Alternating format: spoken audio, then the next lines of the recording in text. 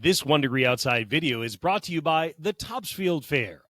At the Topsfield Fair, fun is around every corner. Experience the thrills, flavors, and entertainment you won't forget. From award-winning bites to exciting live shows, prize-winning fun awaits you at the Topsfield Fair, October 3rd to the 13th.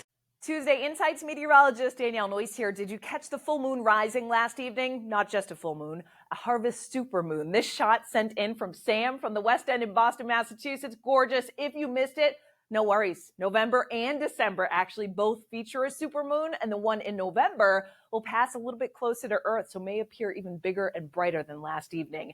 Noticeably cooler tomorrow. The change is on the way. Highs only in the 50s. Thursday, frosty couple of nights, chilliest air of the season. Thursday night is the coldest. Early weekend outlook. We'll talk about all of this in the video. If you are headed to the Topsfield Fair for Wednesday, yes, there will be rain in the morning, but here's the great news. It is tapering off by midday so that by early to mid-afternoon, it's just a lingering shower. Clearing actually gradually comes in. Temperature cools off. We get nice, dry, crisp fall air for a classic fall feel. You can get your tickets to the Topsfield Fair too right on our free weather app. The hourly 14-day and send to us tab all have the Topsfield banner. You can click on it or always go to topsfieldfair.org for tickets as well. All right, let's time out the rain. There may be a few rumbles of thunder. I'm not anticipating severe weather, but an isolated chance you hear a rumble of two tomorrow mid to late morning. Notice, here we go. By lunchtime, many of us are drying out. Yes, there's still some heavy rain for southeastern Massachusetts, the Cape, the coastline of Maine, but by early afternoon, that too will be tapering off with the back edge coming in. Outer Cape to the islands, hang on until mid to late afternoon, and maybe a stray shower after that. Notice the clearing that does come in with a decrease in clouds from the late morning through the afternoon from west to east, along with that cooler air coming in as well. How much rain falls? The amounts will be variable. We could use a good soaking rain for days to help alleviate some of the drought conditions, but we'll take what we can get. And many areas see about half an inch to an inch of rain, central, northern New England, maybe some locally higher amounts here through southwest New Hampshire and western Massachusetts.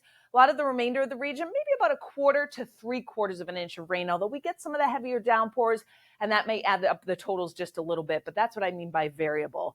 It is behind this front that we've got the cooler, crisp air mass coming in with a new area of high pressure that's going to build out of the Great Lakes and into the northeast by the time we get to Thursday, promoting sunshine, but promoting that cool air mass. The wind around it brings a northerly wind, and it will be kind of breezy for a brisk feel on Thursday. Meanwhile, by the time we get to the upcoming weekend, we turn our attention to the south. You're going to be hearing a lot about this. Believe it or not, on the tail end of the cold front that's coming through us tonight into tomorrow, we're going to spin up a little area of low pressure this weekend. Now, the question to be seen is this just a coastal low? Is it a warm core center or essentially a bit of a tropical system that develops off the southeastern United States? Or is it a little bit of a combination of the two, a hybrid storm as we head into the weekend? Nonetheless, Saturday is fine here in New England, but we will get some high thin clouds that do come in. And this low is going to slowly meander northward. So we'll watch, particularly in southern New England, for an increased risk of some showers on Sunday and maybe into Monday, depending on the placement of that. Heaviest rain likely to stay to our south. So we'll keep you posted on that in the days to come. Highs for our Wednesday, kind of the transition. No more record warmth. By the way, we had record warm monthly temperatures for the month of October in some portions of Maine. Otherwise, we're in the 60s. For our Wednesday. And then overnight, we drop into the 30s in many areas. The one thing I will say is the wind stays active, so that may inhibit some frost from developing. Some of the valleys may see a touch of frost, but many areas are chilly, but don't see frost that develops. 40s in far southern New England, a couple upper 30s. Highs on Thursday, only in the 50s, despite that it's a beautiful looking day with mostly sunny skies, low to mid 50s in a lot of spots in northern New England, mid to upper 50s in southern New England, about 5 to 10 degrees cooler than average for this time of the year, and a gusty breeze, 15 to 20 miles per hour. Thursday night, the wind does let up pretty substantially, and with clear skies, that allows for ideal, what we call radiational cooling, that chilly air to come in. 20s widespread in the North Country. We may even see a couple upper 20s dip down across the lower Connecticut River Valley or southwest New Hampshire, so hard freeze. And then even in southern New England, we get some mid-30s. Plymouth, Provincetown, and some portions of the Cape may dip into the 30s. So it is a frost that's likely Thursday night and a hard freeze in spots. And notice it's all the areas shaded in blue. So most of northern, central, and even through southern New England as well. Highs on Friday. after a chilly start, make a decent rebound either side of about 60 degrees. The wind light enough, some light sea breezes may kick in. Not as cold Friday night, some 30s and 40s in southern New England, but no 20s on the map. And then Saturday, some high thin clouds. These will get a little more ominous than they'll be.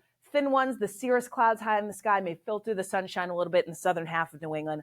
Highs do top out in the 60s, so a pretty seasonable day overall. Meanwhile, from the last 24 hours, this developing area of low pressure looks way more organized. This is our next named system that will be making its way to the west-northwest. This will be Jerry and make its way towards the northern portion of the Leeward Islands and curve off to the north and northeast. Bermuda will keep an eye on this as we head into the upcoming weekend, likely to kick up surf and seas again up and down the eastern seaboard as it continues to strengthen over the course of this week. You can get more as a member. 4 membership levels. We talk about it. We're so appreciative of your support. We've got Fuel the Forecast, the Inside Track, 1 Degree Outside Enthusiast, and 1 Degree Outside Champion. You can find out more on each of these membership levels and how to join at membership.onedegreeoutside.com.